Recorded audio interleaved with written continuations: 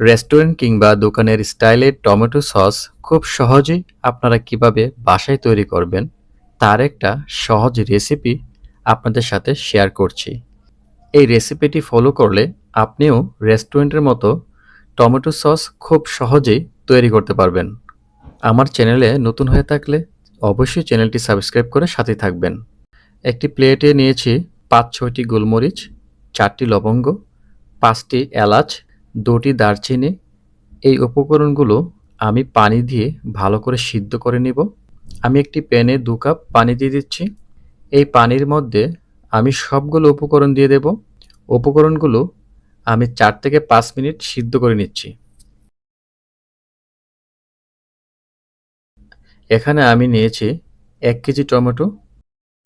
এই টমেটোগুলো আমি ৪ ভাগ করে কেটে নেব। এবার আমি যে পানিটা সিদ্ধ করে রেখেছিলাম, ওই সিদ্ধ করা পানিটা আমি ফ্রাই প্যানে দিয়ে দিয়েছি। এতে করে সসের মধ্যে আলাদা একটা ফ্লেভার আসবে।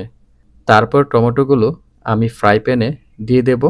একটি পেঁয়াজ টুকরো করে দিচ্ছি, ৪-৫টা রসুন কোয়া, কিছু আদা কুচি, ১ চা চামচ লবণ ও ৩টি শুকনো মরিচ দিয়ে ভালো করে টমেটোর সাথে মিশিয়ে নেব এবং আমি ১৫ থেকে ২০ মিনিট এই টমেটোগুলা সিদ্ধ করে নেব।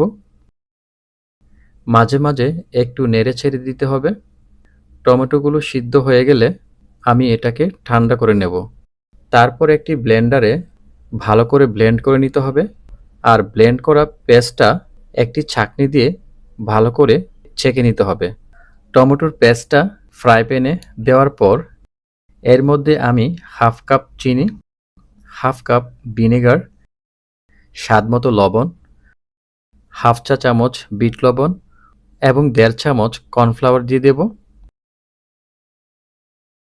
সবগুলো ভালো করে মিক্স করে নিতে হবে যাতে টমেটোর পেস্টটার সাথে মিক্স হয়ে যায়। আমি এটাকে ১০ মিনিট কুক করে নেব যতক্ষণ না পর্যন্ত ফুটে না ওঠে।